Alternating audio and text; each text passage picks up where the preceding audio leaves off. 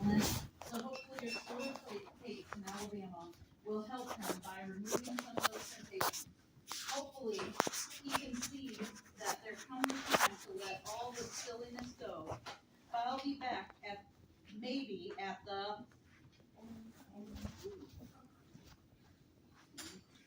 of the Somewhere. there it is. Maybe next year it's completely on his it's completely in his own hands now.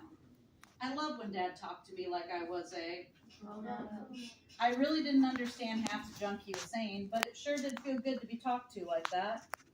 It's times like this when someone is talking to you like you're a grown up that you have to be careful not to pick your nose or dig your drawers out of your butt. Okay, Dad. Thanks. He smiled again. Turned the ultra glide back up and ran his hand over my head.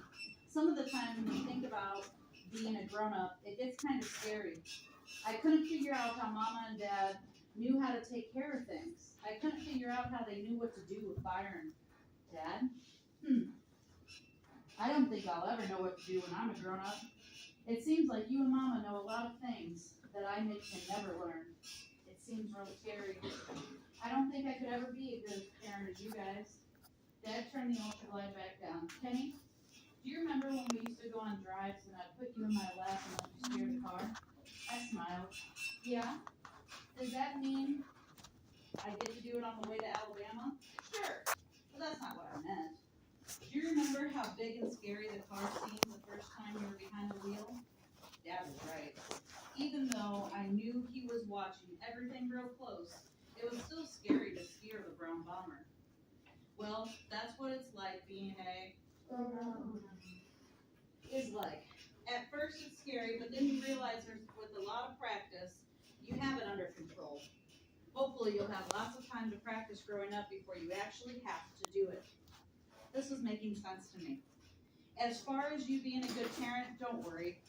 You'll learn from the mistakes your mother and I make, just like we learned from the mistakes our parents made. I don't have a single doubt that you, Byron, and Joey will be much better parents than your mother and I ever were.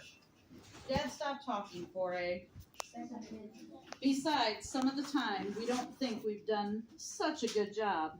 But you're right, Kenneth. It can be scary. It gets a lot scarier when you're responsible for 3 little lives. A lot scarier. I waited to see if Dad was going to talk to me like this anymore. And then he turned the music back up. We listened to this junk a little more. And then I said, Dad, he goes, yeah? I got one more question. He turned the ultra glide down a little again and gave me a serious look. What do you want to know, Kenny? Is it too late to go get Yakety Yak? Dad laughed and sent me in to get it. I had promised to play it only 3 times, though. After the 3rd time, I asked, Dad, why did you buy a record player? Don't they have radio stations in Alabama? Sure they do. Lots of them. But you see, once you get south of Cincinnati, the only kind of radio station that you can get is hillbilly music. And you won't believe this, but if you listen to any kind of music long enough, first you'll get accustomed to it, and then you learn to like it. Now your mother and I made a deal when we first got married that either one of us ever watched